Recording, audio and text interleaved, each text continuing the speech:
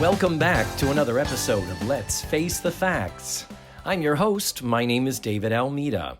I'm an actor in Orlando, Florida, and every week I sit down with an actor or artist friend. We watch an episode of the classic sitcom, The Facts of Life, and then I hit record. We get to talking about the show and anything and everything else it might inspire us to discuss. My guest this week is James Brendlinger.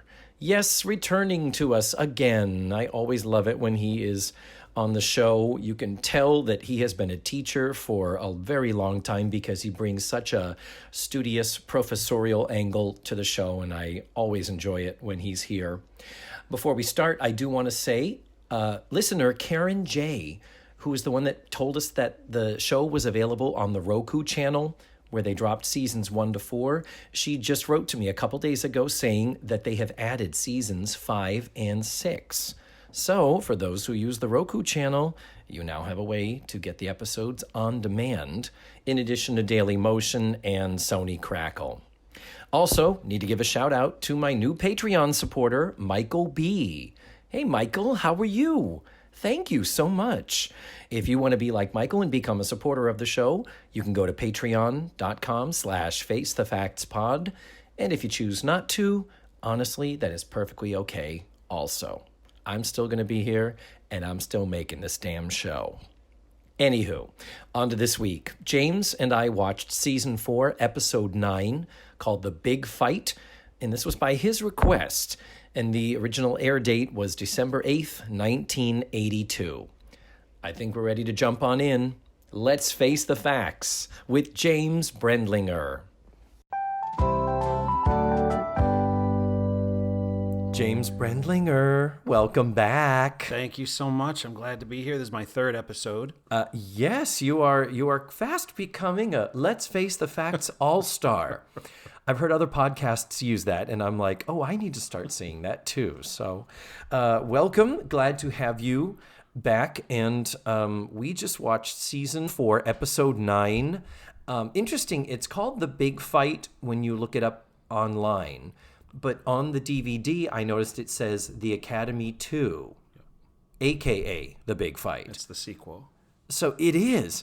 And, I mean, it is unquestionably the second attempt to do this backdoor pilot thing with this Academy. It's so funny that the network didn't pick it up the first time, and that they would go to the time and expense to say, really? You sure? You really sure you don't want this? Now, why do you think that is? What made them give this a second chance? I honestly, I think it's appealing. I think it is way better than many shows that actually went to series. And I think, if anything, this episode shows that in just the fact that they had worked together once before, I thought their chemistry was even better here. And this episode felt even tighter than the last one. And I remember I liked the last one. Right. Yeah, they're really two good episodes. I think one major difference is the first one had the girls from Facts of Life in it so much more. Oh, yeah. I mean, it felt like a Facts of Life episode. True. With this new group of guys introduced. Yes. My feeling is that didn't sell. Mm-hmm. And they said, show us an episode, show us what it would be really like to have a Stone Military Academy TV show. And so you just use a little bit at the beginning with the girls and Mrs. Garrett, a couple pop-ins by Natalie. Yeah. Sort of like the chance they gave Mrs. Garrett with the Facts of Life. Yeah. You know, you send the Drummonds home and let her do her stuff and see how this works. Oh, that's and true. You're right about, I think there are lots of sitcoms from the early 80s I can think of that were not as good as this was. I mean, including The Facts of Life. Right, the beginning of The Facts of Life. This very show that we're watching was a lousier pilot, backdoor and series pilot. Both of them were so... Ugh. Charlotte Rae was just so engaging. She was. I think they knew if you could just get the formula right around her. They don't have that adult in this. And we'll talk about David Ackroyd when you're ready. But yes. He's no Edna Garrett. No, he is not. No, I did make a note, as a matter of fact, when we get there. We are getting ahead of ourselves, and it is critically important we follow the format of this show. So, James Brendlinger, give me that TV Guide elevator pitch 2-sentence deal. Make sure it's not more than 2 sentences, or Matthew Arter will criticize you in a future show. That is not a threat. That is a promise. What did we just watch? In order to impress his father and a girl, Alfred's going to enter a boxing match. Bingo. Beautiful. That's what I got. That's exactly what it would be in the TV guide. Perfect. And it's... we're going to get into this as we go along, as we do my micro dissection, as I usually do. But it is interesting to note that another main difference between this and the other pilot is that the other pilot sold us as it was a Jimmy Baio show, that Buzz was the focus and the others were the supporting cast to him.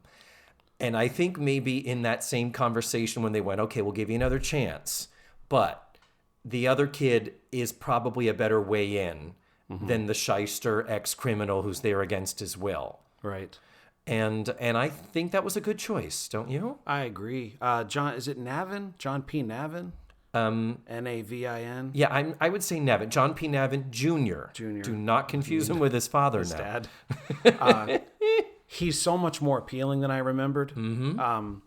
I too was a fan of Jennifer Slept Here, which you mentioned in your both of us. Yes, last show. That's what I recognize him from, and that didn't run for that. I don't think that even ran 2 seasons. I don't think like a season and a half, something maybe. like that. Yeah. That one, I mean, it was there for Jillian, who was fantastic. Yeah. With him, I remembered him kind of being a schlub, and I'll have to look up the show and watch again to see if maybe he was a schlub by then. I don't know, but here. Yeah. He's, an appealing kid. And what I like about his casting is he's a real boy. Yes. I mean, he's just real. If he walked into my classroom or I saw him at the mall or whatever, he's just a regular kid. And I liked that a lot. He didn't have that, like, Ricky Schroder sheen to him, where Ricky Schroder was an extraordinarily attractive child. Right. And that, in some cases, can be off-putting or at least unrealistic. You want to know what I thought towards the end of the episode in the boxing match? I watched that and went, that is my body. That is the body that I had when I was 15 years old. And I think today that that's not how that would be cast today. No, God. We'd be told how nerdy he is or how unacceptable, and then he'd be Mongo. They'd put a pair of glasses on Mongo, and they would do that. And we'll get to Mongo in a little bit. But... yeah, it's overall, I like it a lot, and I like the message of it.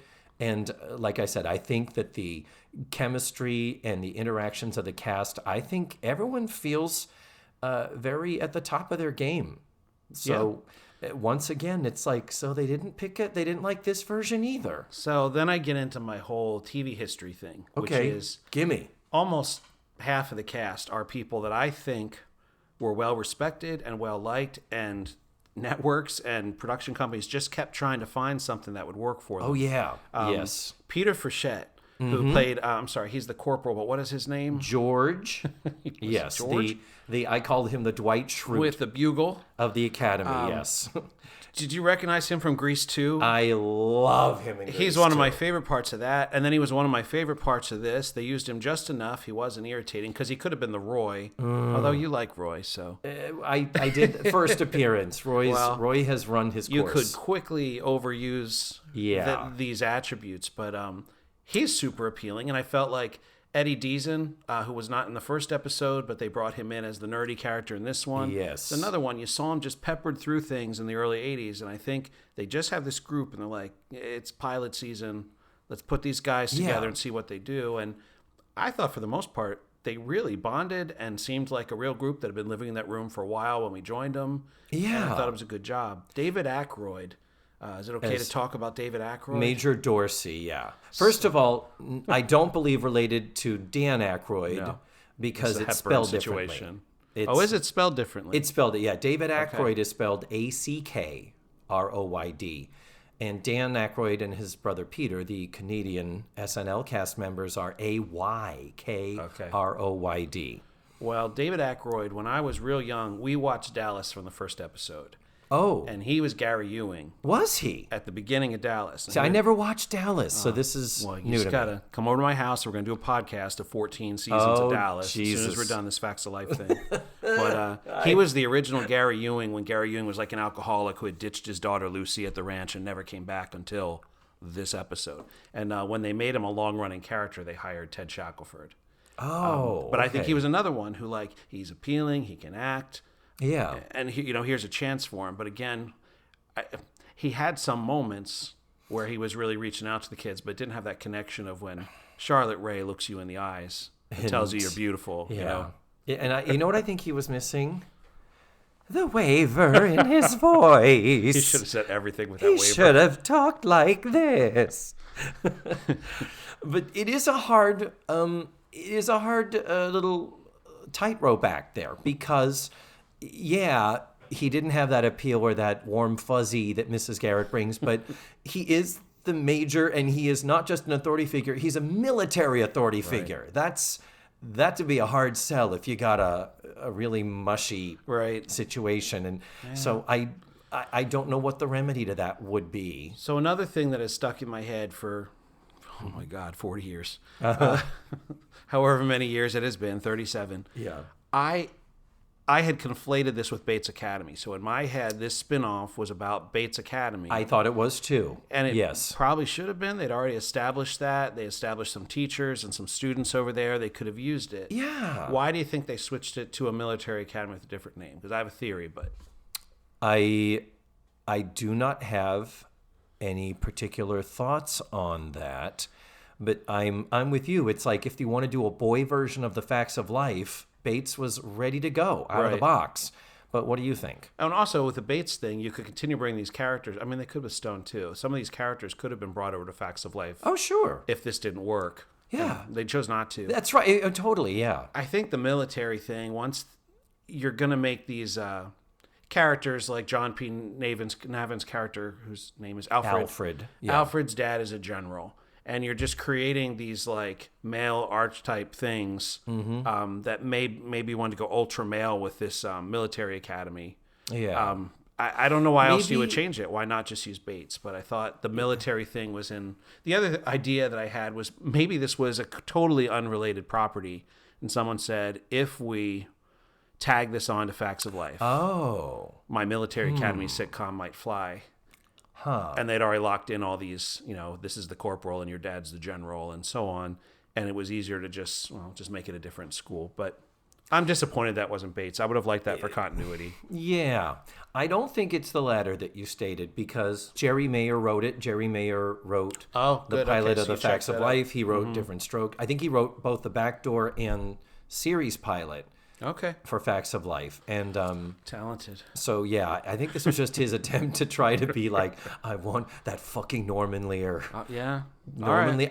I wanted to be Norman Lear, Gary Marshall, Jerry Mayer. I want those to be the three names. Well, I'm glad you looked up that because I wasn't aware of that, and I just thought, well, maybe it was just we're going to repackage this as yeah.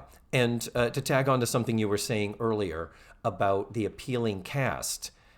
I don't know how much of this happens nowadays, but back in those days, actors could have quote unquote deals with networks where the network says, we like you, we want to find something for you. And they will put them under contract. I think they'll pay them a little bit, or they'll just set up that they will guarantee to put them in X amount of pilots. Yeah. Two good examples, and both NBCs. You're clapping because you knew what I was going to go for. Who are you going to say? No, go ahead. I'm going to get to my Jamie Gertz thing that I throw in every time we talk. Oh, you love Jamie Gertz. Go ahead. That's right. I was going to say George Clooney. Sure. George Clooney had a crap ton of sitcoms that failed, including one called ER before the hour-long drama ER that finally made him famous, and by then his hair was gray. I mean, think of it. Clooney put in his work. He got his chips. He earned his stardom, man. And another one is Julia Louis-Dreyfus. After SNL, which she did in 82 to 84. Day by Day. That's the one I remember. Yeah, which was the spinoff from Family Ties. Yeah. And same thing. It was like that didn't work. And I feel like there was another one. And then finally, Seinfeld. They were like, we like the pilot, but you should have a girl in the show. Oh, well, we already have this woman under contract. Throw her in there, and Elaine Bennis was born. The guy who was playing Hank, I don't know his name, but Hank in this Stone Military Academy crew. So, Ben Marley is the actor's name. So on Square Pegs, he was Sarah Jessica Parker's like ideal man who he was a senior and she was a freshman and she just wanted one kiss and so on. But he was the dream, and he was just such a nice guy on that too. Which brings me to another problem. This is kind of a first season Facts of Life problem too, is they didn't quite define who some of these guys are supposed to be character-wise. And he's just such a nice guy. Like, Hank is a nice guy. And they make a couple remarks about him being super rich in one of the episodes. In this one, yeah. And he's a good-looking guy. Like, he's got that. But there's no oomph. There's no, like, what is he going to be about? Yeah. Ben Marley is a little, like, not a very expressive face. He's a pretty face, but there's not a lot going on there. One time my mother said to me when I was a teenager, James, you are blandly attractive. Oh. And he is blandly attractive. Oh. You know, you are a very nice looking young man. You are so way hotter than he is, James. You are so way wicked totally hotter. I think that defining some of these characters would have helped them a lot, and I would have picked up the show, and it would have run for, I think, 7 seasons. 7 seasons? No. Yeah. Yeah, the last 3 would have been the... Pippa. They would have Pippa come to Alex the academy. And Pippa they would adopt Alex a teen child. And Cinnamon. Cinnamon could have popped in. And that I would actually renew if the Stacey Q came on. If the Cinnamon show? Oh, my God. Yep. El DeBarge. We've got everything. Okay, anyway. So let's actually... I've ruined your podcast, so just... Yes, you have. You have ruined it, and I will never forgive you. What are you saying? So the thing begins with this poster at Stone Military Academy saying it is presenting a, quote, inter-barracks boxing tournament. Sign up today. And it has 3 sign-up sheets for the different weight levels, which is, featherweight, lightweight, welterweight? I think they were doing lightweight, welterweight, heavyweight. But heavyweight, that's right. Because I don't know. They're teenagers. Maybe not. Yeah. But no, I think you're right. Heavyweight would have been in there. Anyway, as we pull out from this poster, we see Alfred. Last time we saw Alfred, he looked like he was about 11 years old. We're not even a year later, and he has definitely matured. He's grown up. He looks good. He still looks like just, your average Joe. But I was surprised when I rewatched Academy 1, or whatever the title of that episode is. I was surprised how young, and it was like when Tootie was in the first season. You're just a little alarmed that he's mixing with these other people. Yeah, you're like, this is a child. He fits in a little better now. Not even a tween, yeah. And so we learn that Alfred is on the phone with Natalie from The Facts of Life. And it cuts back to her, and she is in the parlor. Curiously, Alfred says to Natalie, I want to take our relationship to the next logical step. Would you like to see me in a tournament? We have to pause for a moment and be like, there was no relationship. But he thought there was. In the last episode, she kept sending him to go get her punch. That's right. And he kept bragging to the other guys about his relationship. You know what? You're right. I forgot about that. So he thinks there was. But of all of them, they connected the least. Oh, sure. She says, yeah, I remember we talked about lizards in Venezuela. And they did talk about lizards in Venezuela. All the other guys were trying to get their dates out to the parking lot. Mm-hmm. And when Natalie and Alfred come walking back into that military dance in the last episode, he is telling her about a Venezuelan lizard. Oh, that is okay. That is I didn't remember that. Perfect continuity. Wow. Yep. Look, a little callback. Good for them. Anyhow, Natalie's like, okay, let me think about it. And she covers the phone, and they're like, what? And Mrs. Garrett... Oh, is that Alfred from Stone Military Academy? You'll remember him from a previous episode. Exactly. I almost did an Edna Garrett voice there. That's the closest I will ever get. Oh, I was when you do your montage, you can use that. I'll use yours, okay. Oh, I remember his friend George and Hank and Chip and there was Buzz. I just made the punching movement. Oh, my goodness. But Natalie's like, well, he wants me to come up and watch him in a boxing tournament. And Blair says, of course you're going. And Natalie says, really? And she says, 300 handsome cadets and just one you? And Natalie's like, fuck yeah, I'm going. Now, they've had this whole conversation with her hand barely over the phone receiver. Oh, yeah. So he's hearing every word and dying inside. And here's the funny thing. A little party wants to be she says 300 handsome cadets. I'm like, okay, at that dance, Did it look like Stone was bigger or smaller than Eastland? Yeah, there were exactly 6 men and there were exactly 5 women at that dance. Does this indicate maybe the size of the student body at Eastland? Because we are careening towards the end of season 4, and I know we're never going to find out, but there's still a tiny part of me that hopes there's going to be some little clue that I'm going to be, I missed it there. So for my scholarly writings about facts of life, I have decided that whatever is true about the Westlake School for Girls, where they did their research to do that first season, is true about Eastland. I have not looked up what the actual numbers are, but I'm telling you, so? That is what they had in mind, was the Westlake School for Girls. Well, your homework is you have to look that up and tell me what it is. We'll find out. I would do it, but I don't feel like it. And then at the scene is capped off with Natalie saying, well, as long as you promise you won't get hurt. And he says, you're talking to a seasoned gladiator here. It's like, bless.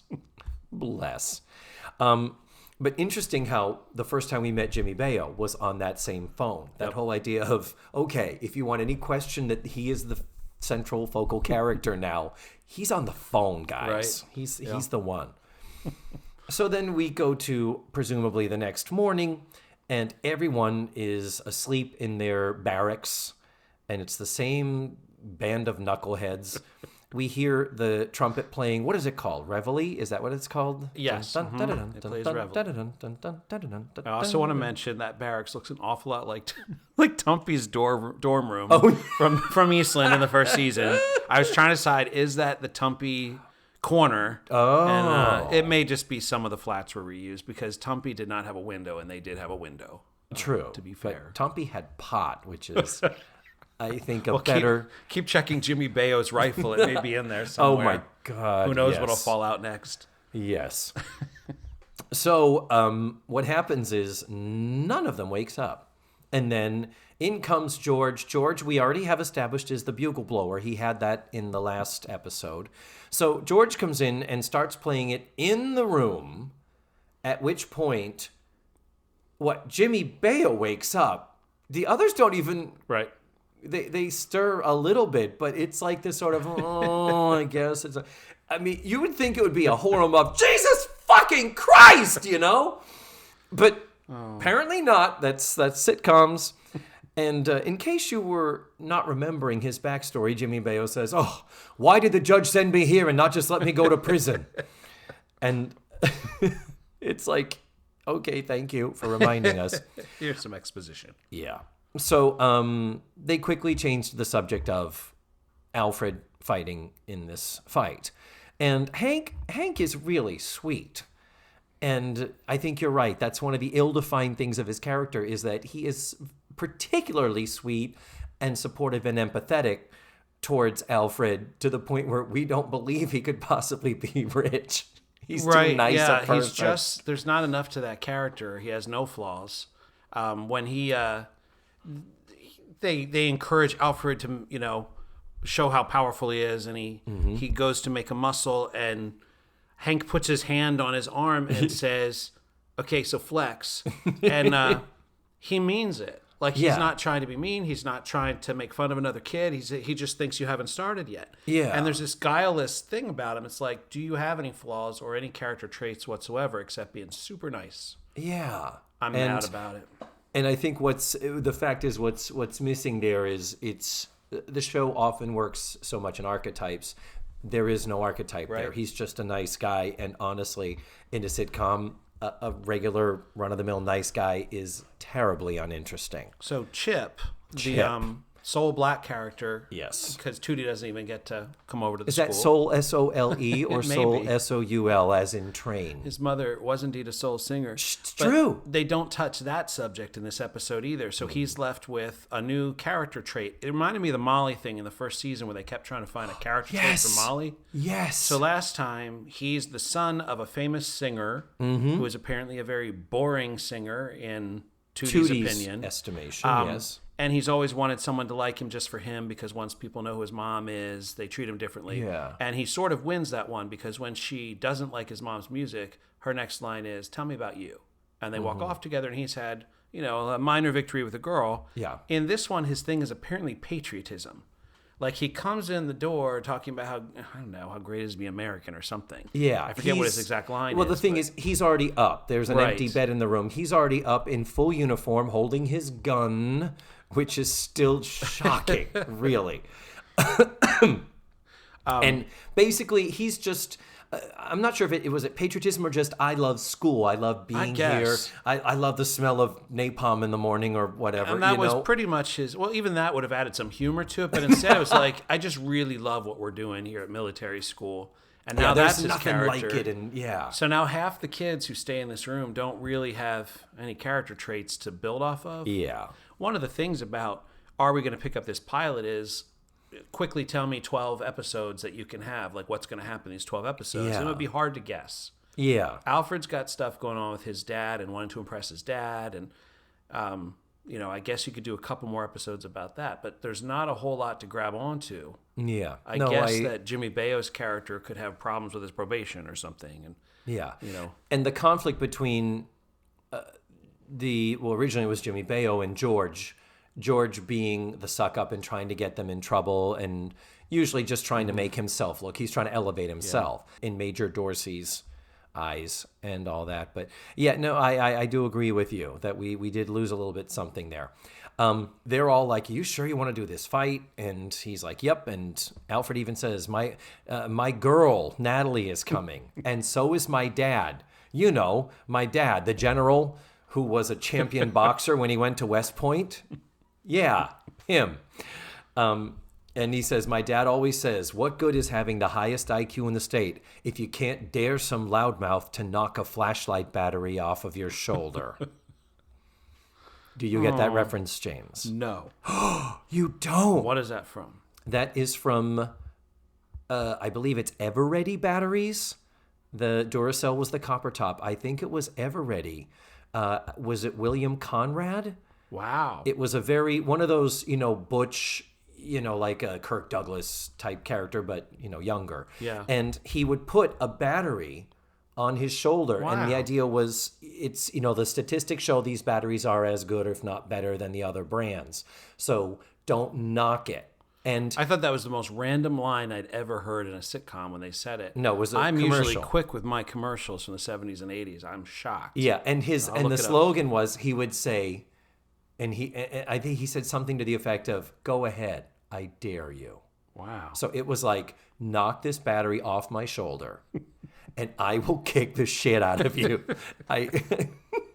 But yeah, no, it was a reference. I could have the brand wrong, and I could even have the actor wrong, but I think I'm right. Well, I hope it's Robert Conrad. It fits. I did say Robert Conrad, right? Not William Conrad.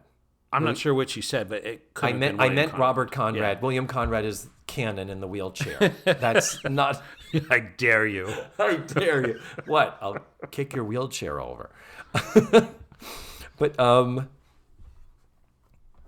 okay. So, next scene. So do you have anything else in that scene that you wish to? The funniest line in the whole episode got 0 laughs, and it was when Peter Frechette says, "I could be off polishing my bugle." Oh. And he turns to leave, and not one... They probably were not allowed to turn that into innuendo, but it was actually very funny. Yeah, I agree. Oh, and we do have to say one other thing. There is a poster in the back that both you and I coveted. It is a multicolor rainbow rendering of a Nikon camera. I looked it up, and I found the image online. I'll post it on the website. It is Ann Ladden, is what it says. So I presume that's I assume that's the photographer. Really but it's striking. Beautiful. It's a striking image, and I'm like, I would hang that in my office. So that's pretty much all for that scene. Great. We move on to the next scene. It's about 3 to 4 days later, and there's exercise equipment everywhere in the room. Alfred is trying to prepare, and this is where we do get the line about Hank, where Hank says, I know something about boxing. I can help train you. And Buzz says, what does a rich boy know about boxing? And Hank says, our mansion was in a very rough neighborhood. I like that line, but that was literally the only thing that's there, yeah. Anyhow, he's encouraging him with exercising, food, and diet and advice. All of them are. This is where their support and their interactions, I think, are really showing nicely. Yeah. And continues throughout the episode. Do you have anything else? That scene was fairly I utilitarian. think that's the scene where the Big Macs come out of the bag, isn't it? They have one of the scenes, they're working on his diet, and you need carbs, and you're going to eat this spaghetti, and you're going to eat these Big Macs, and the Big Macs come out in these giant, oversized styrofoam boxes, which I had forgotten about. That is how we ate Big Macs back in the day. That's true. Giant styrofoam boxes. They were, yeah. They're still in the landfills all across the If you country. need one, you can just go get one. If you want to see one, that's what we recommend you do. But yes, that was part of the food and diet and other training, encouragement and support the boys were giving him. Next scene, we're in the gym, and we now meet this new character that I think they were thinking was going to be a regular part of the show. The nurse, I guess she's the nurse at the school, and they call her Nurse Burton. Her name is Barbara Burton, is the character. We met, we didn't meet her before, but in the first Academy episode, when Hank has hurt his leg, he mentions that he met the nurse and she's super hot. So I don't know if it's meant to be the same nurse or not. We would have to go back and check if he gives her a name back then. But he has already mentioned there's a super hot nurse at the school, and he didn't mind that he hurt his leg because he got to meet the nurse.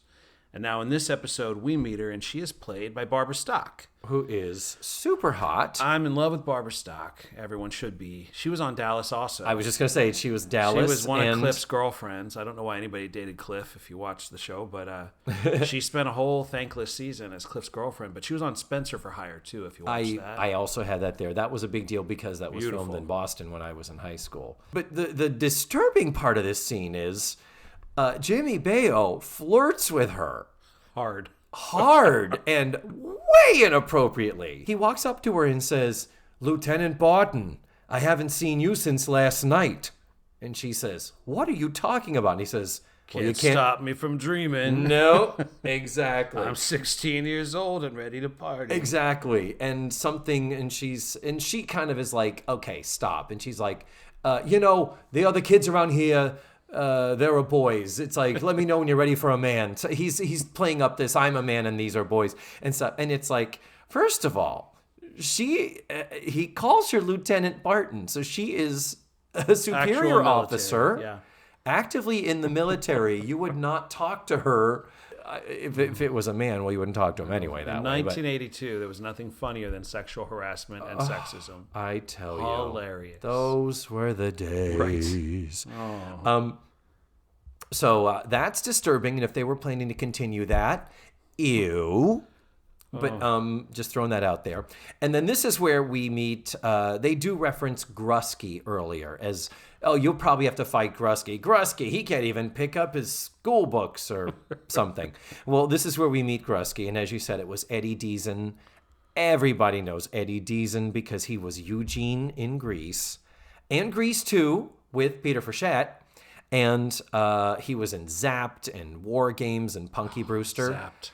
Now, here's the funny thing. Two things one would presume or assume he had been involved with, and he's not. Number one, Revenge of the Nerds. He is the quintessential, alpha nerd as an actor for the 80s. Like, if you needed to cast a nerd, you would cast him.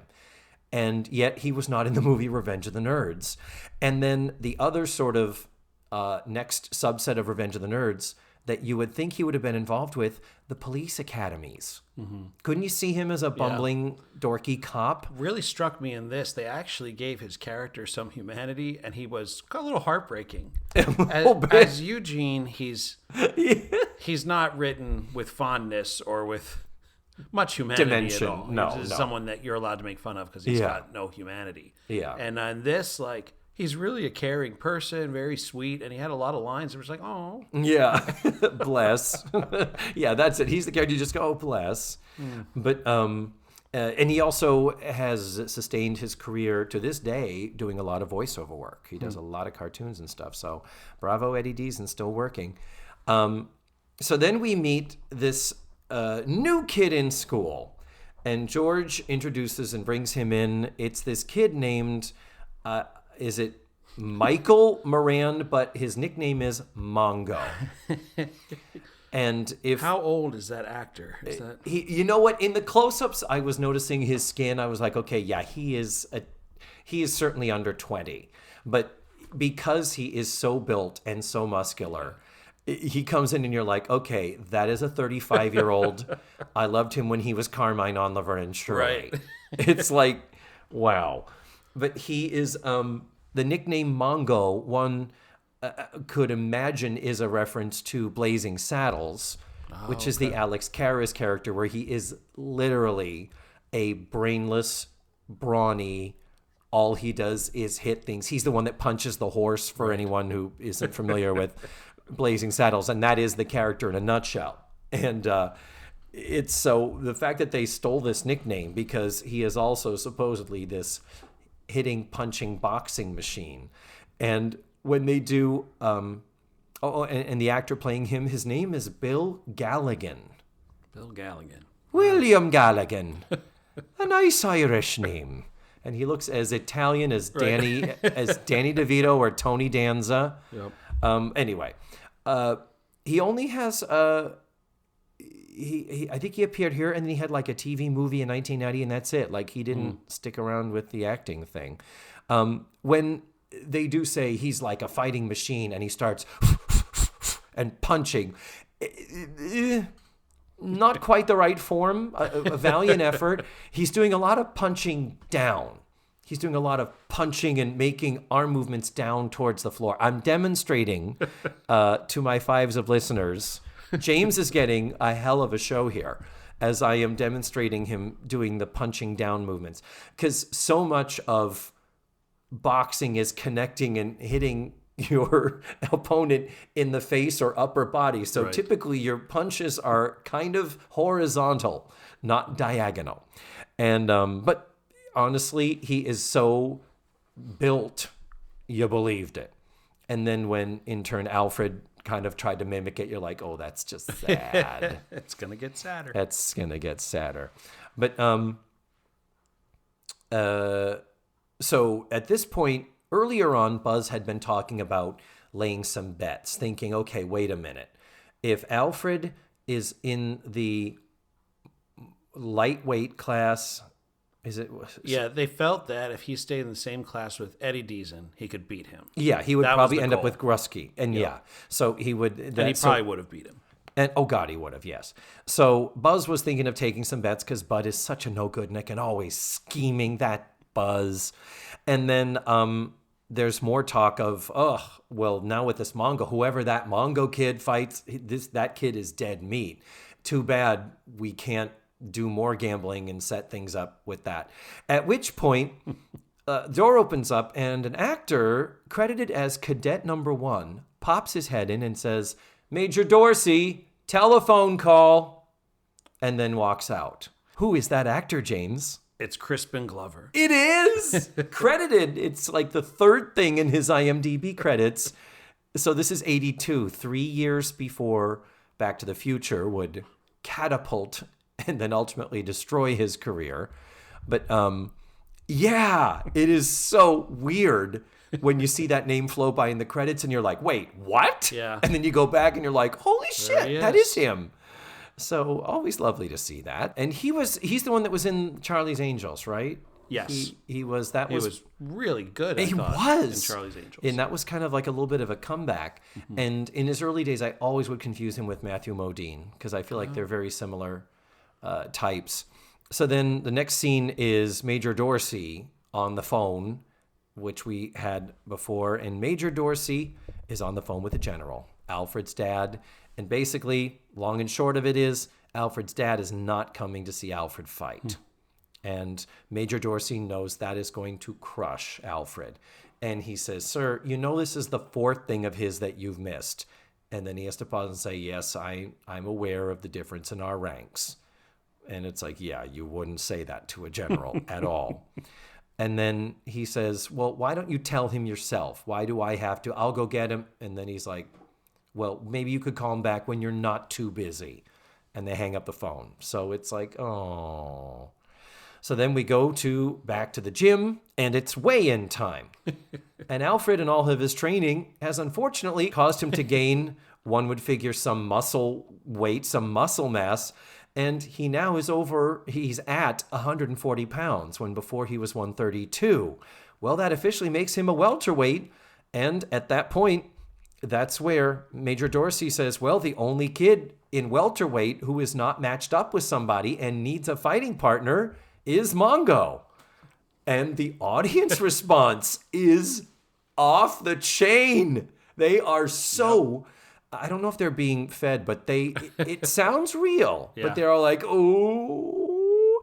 And then when he has the realization, the applause, that ain't the clap track. They're really applauding. Right. So it's like, wow. Yeah, not a bad moment. Yeah. And so with that, we go to commercial. So then we come back from commercial. We learn the fight is in an hour. Wow, they really open the house late for these theatrical events, because it's a lot of things seem to happen that would take more or less of an hour, and yet the gym is empty where the boxing match is about to take place. So the guys are all putting their heads together. Does Mongo have a weakness? Is there something we could do? Didn't lose any weight. Well, I told you that all-night steam bath wouldn't work. Haha. And then Natalie comes in. Natalie comes in to applause. Huge applause. Fonzie level applause. Get out of my brain! Yeah. I was just going to say that. Oh my God. Fonzie level applause. Yes. So, lending again to the whole sense that this is its own show. It's not an episode of The Facts of Life. It is its own show. It was just like that if Willis or Arnold would show up. Oh, yeah, totally. Episodes. Yes. Just, we're going to stop everything to applaud for this character that, yes, we saw a few minutes ago in this case. 10 minutes ago she was on screen. True that. So true. So knowing that he is going to get pummeled, Alfred says to Natalie, you really, thanks for coming, but you don't have to watch it. And she's like, oh no, I'm going to do an article for the school paper because people at our school love reading about other schools. Since I boosted the circulation with my abortion story. Right. Oh dear. That's all she's allowed to write about anymore. It's just like sporting events far, far away. Yeah. So Mongo shows up, at which point she's like, I think there's kind of like a, wow. Like Natalie has a reaction where you're like, that she probably wanted to be more Tex Avery and about it. And I kind of wish she had. But she is respectful of Alfred, who seems to think that she is his girlfriend. Oh. So she says, aren't you scared? And he's like, am I scared? Yeah, I'm scared. And then she says, why don't you just not fight him? And he says, nuh-uh, my father is not flying 300 miles to see me lose. I'm following in his footsteps. So then we go back to training time. And the other three are like, you cannot do this. No. We start in the locker room and then we end up in the gym. And it's a good moment to note that every time we've been in this gym, the amount of extras and the activity is off the charts. Yeah. They spend a couple bucks on this. And most people are just doing weights. It's all like weights and weights and weights. Interesting. One thing that is not going on in this gym, boxing. Right. Even though there's a tournament coming up, no one is practicing the actual sport of boxing, including Alfred. It's like at no point do you have him just punching into people's hands, or there's nobody up at the what is the hanging teardroppy the punching bag. Punching bag. There it is. I am such a girl. Oh, I'm such a theater nerd. And then Major Dorsey shows up and says, Alfred, we need to talk. So they go into the barracks, and that's when he basically says, your dad's not coming. And Alfred is crushed. He says he missed the science fair, he missed the Christmas show.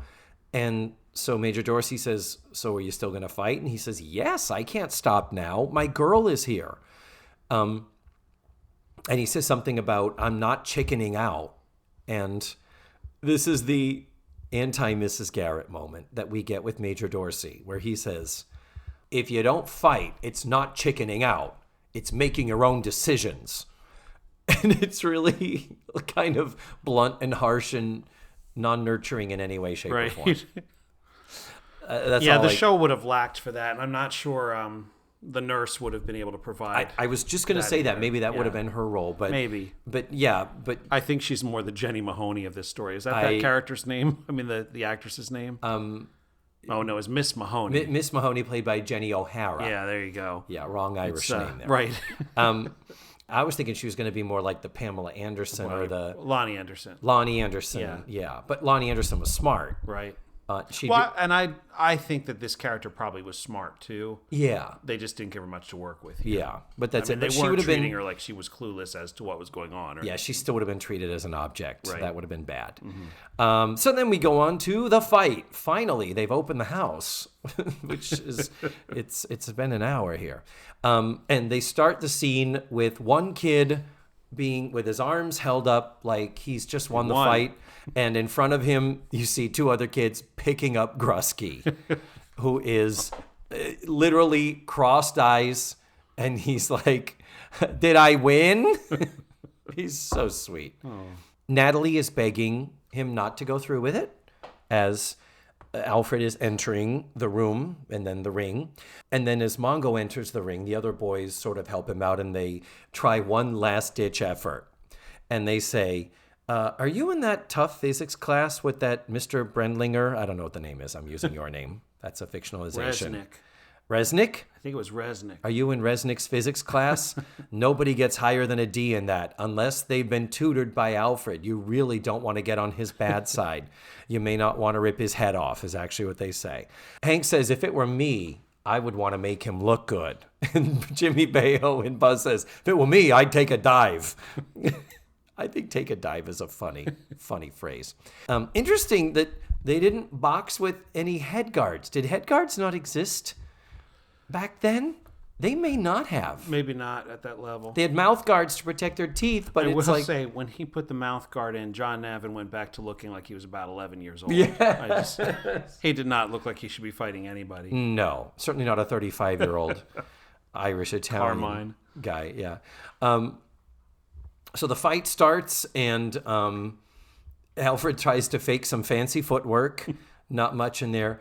And then what happens is it is clear that Mongo is not really, his heart's not really into it. He is, the ploy on the part of the guys to get him to go easy on him is working.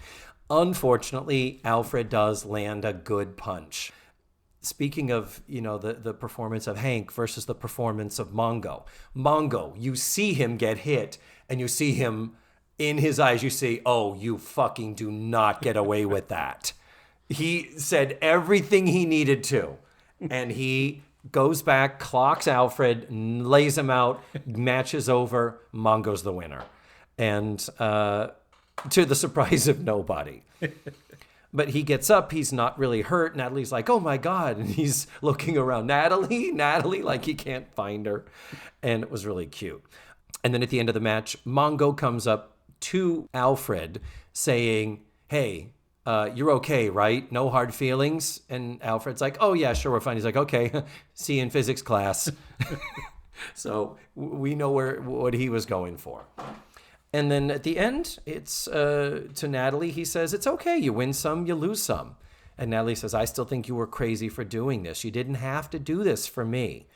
And now the moral of the episode. Do you want to repeat what he said, James? Do you remember? Well, it was lengthy, but he didn't do it for her. He didn't do it for his father. Mm-hmm. He did it for himself. Mm-hmm. Which I actually thought, as cheesy as it is, he delivered it well. Like he got... I think so. Absolutely. And then the tag, the final joke of the episode is Major Dorsey says, yes, you've proved that you're your own man. And then he says, yes, and I've also proved that I never have to do that again. Yeah. And then he and Natalie turn around arm in arm and start to leave as we quick freeze frame roll credits. I think I'm right that we will never see him on the show again. No, right? He's gone. This was it. I looked at, and the others also, to see if there were more than 2 appearances. But, I mean, it was nice to see the gang back together. It was a good try, a good second attempt. And I like it because I think the message was right. I think the message was spot on. I think there was also a theme there of our parents don't know us. That's deep. Yeah, the conversation on the phone with the dad, which was very exposition heavy, but this guy is dealing with teenage boys, and his dad is letting his son down, and he knew that was a big deal. And Jimmy Baio's character makes an offhand remark about, it's easier with my dad; he just watches TV and drinks. Yeah, you're and right. Then, you have the son of this superstar singer who's away at boarding school 3,000 miles away from his mother and stuff like that. So I think that could have been a lot to say there about what do you do when your parents just don't know you. They're not there for you. Yeah. And I think there could be some deeper stuff there. And really, they're up to it. I think these actors are up to that. Maybe the script wasn't totally there, but yeah. The hurt in John Navin's eyes when he finds that his dad's not coming and decides, I'm doing it anyway. Yeah. That was good acting. There was good acting throughout the show, I thought. Yeah, no, they were all really good. Maybe even better than some of the regular episodes of the regular cast. I really thought they were all in it. They were really working with the material they were given. So you've been down this road with me before, James. Do you have yet another commercial from your childhood that you can think of as we end this on the happy note? So you can do what you want to do with this, but I loved all of the McDonaldland character commercials. The original. Yes. I was upset. The older we got, the more they disappeared. The professor, who I think, did he have to do with filet of fish? There was a professor. Yeah. There was Big Mac. There was Mayor McCheese. Mayor McCheese. And I think part of that was, the Crofts, Sid and Marty Crofts, sued them because they look so much like the characters from HR Puffin stuff. Yes. Especially the burger-headed ones. So I think that's why they went away. Hamburglar stayed around, and Grimace and so on. The Fries guys were later additions. I would have watched the Saturday morning show that just took place in McDonaldland happily if there had been one. How did they never do that? Yeah, they just missed a huge opportunity. Probably because of the Crofts. The Crofts probably would have really stamped on with that. Yeah, that's true. I loved those. Oh, yeah. I can't remember what commercials I picked in the past because my real favorite commercial from back then is Peter Comes Home for Christmas for Folgers Coffee. Oh, which we did. We do that one? Posted that yeah, one. That is my favorite of the 70s. Yeah. Do you remember the song? The Ronald McDonald theme song. There were several of them. What I remember is Big Mac filet of fish, quarter pounder French fries, icy Coke, thick shake, sundaes, and apple pies. That came later. I'm thinking of what's on a Big Mac. There's do all beef patty, special sauce, lettuce, cheese, pickles, onions on a sesame seed bun. But no, there was the who's the McFunniest fellow in town? Oh, who's okay. the dun, dun, dun, dun, dun, you know my hamburger shakes and fries, filet of fish and apple pies. Fragments are only in there. I can't find it. That's really beautiful. But the Mac Tonight commercials, that's probably another year or two from where we're at in the series. But the Big Mac commercials with Ray Charles as the moon singing. I think they were staying open late, and that was what the theme of the commercials was. But those were great too. He would sing Mac the Knife, but with new lyrics. I don't remember that one. I need to look it up. Look it up. He's a little disturbing. It's it's a giant moon that has Ray Charles's face and voice. On International Drive, the largest McDonald's in the world, which I think they totally redid now. Maybe it's not the largest anymore. I think it still is. It had a full-size piano with an animatronic of Mac Tonight playing upstairs. I did not know that. Yeah, it's pretty cool. Wow. But he was also a little disturbing. You wouldn't want to wake up to that, I think. Maybe you would. I don't know. I don't want to judge. I have another question before we go. Please. What episode that you haven't covered yet are you most looking forward to in the next 5 seasons that you've got to go? Right now, I cannot wait for Take My Finals, Please. And is that in this season? That is coming up at the end of this season. Okay. And it is not the graduation episode? No, that's the one that immediately precedes it. Okay. The episode I'm most looking forward to right now, which is one of the worst episodes in my opinion, because it's so offensive to me, is the reunion episode where the other girls keep the little talking, chill. As they talk as if Joe did not go to school with them for several years. Well, you weren't there, Joe. You wouldn't know. I'm like, literally, we have video evidence that she was there for everything. Yeah. So I don't know if I'll be able to be assigned to that one. That may be a celebrity episode, but that is the one that comes up that I know is coming up that I have the most to say about that I'm holding inside right now because we've already talked long enough about this. Oh, well, Thank you. I always enjoy having you here, James. Thank you for it's inviting me always fun. While we're at this moment, I actually brought a gift for you, which I have concealed here in my garment. What? And Whip it out. What have you concealed? It's a little bit of a regifting. If the person who gave it to me is listening, David just has to have these. These are the Facts of Life wine glass charms. You can dangle from your wine glass so you won't accidentally drink after any of your friends. And you can assign your friends to be different characters. So, for instance, I would want to be Natalie, and you could be James, whoever's left. These are all images from like the videos with the colored backgrounds. Yeah. Oh my God, these are so. Oh, and they're on pennies. Oh, I didn't even notice that. That's pretty neat. The backs of them are pennies. Huh. So they took the images and put them on pennies, Defaced and our then government's coinage, polyurethane. So. If nothing else, this is worth at least 6 cents. Thank you. Oh, thank you. Thank you so much. I will post a picture. I didn't even know these existed. I don't think they did. I think that is an Etsy item. Someone got them for me because they felt I had to have them, but I have not yet drunk alcohol, so I can't really use this for anything. I've never gotten my Diet Coke mixed up with anybody else's Diet Coke. Well, I may start. You know who's gonna really use these? Paul Padilla. Paul likes his wine. Oh well, when Facts of Life Down Under comes up, you can get the group together and do this. All right. Oh, thank you for that. That's so sweet. You are welcome. I appreciate that. These are precious. Not only did you get a gift, but I returned the DVDs I borrowed a year and a half ago. Yes. You're welcome for that too. That's right. Well, we have to find other reasons to have you return then, not just because you need to give me stuff, though I do happily accept it. So do come back. You will be back. I don't need to say that. I don't need you will be back. You are, like I said, you will be among the all-stars of this show. Thank you. And I always enjoy it. So hurry back soon, and I will see you, I'm sure, before the little chill. Thank you, David. Bye. And there you have it. That was James Brendlinger. 2 things I wanted to point out before we go. One is that he talked about wanting the Eastland student body to match that of the Westlake School for Girls, which was the inspiration for the show. Well, at the moment, the Westlake School for Girls actually has merged with a school for boys. That happened in the late 80s. And at the moment, the student body is about 1,600. So can we assume the Facts of Life Eastland student body is 800? Is that appropriate? Does that make sense? I don't know. Need to think about it. And secondly, when we were talking about the Eveready battery commercials with Robert Conrad, and I got him confused with William Conrad, I then got confused again where I mentioned that William Conrad was Cannon in the wheelchair. Cannon was not the 1970s TV detective in the wheelchair. He was the one who just was a detective. The one in the wheelchair was, of course, Raymond Burr playing Ironside.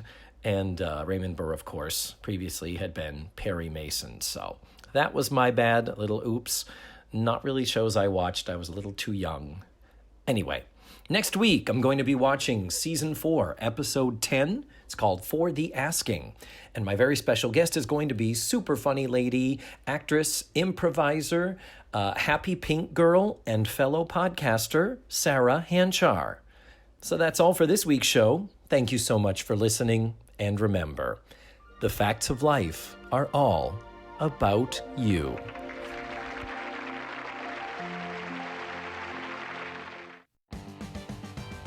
Let's Face the Facts was produced, written, hosted, and edited by me, David Almeida. My theme song was beautifully arranged and recorded by Ned Wilkinson. Our website is facethefactspod.com. You have to drop the let's. And that's where you can find extra pictures, video, and audio extras from the digital cutting room floor. Follow the show on social media. We're everywhere under the handle Face the Facts Pod. You can become a patron of the show by going to patreon.com/FaceTheFactsPod. And don't forget, go to your favorite podcatchers and subscribe, rate, and review. Tune in again next week for another thrilling episode of Let's Face the Facts.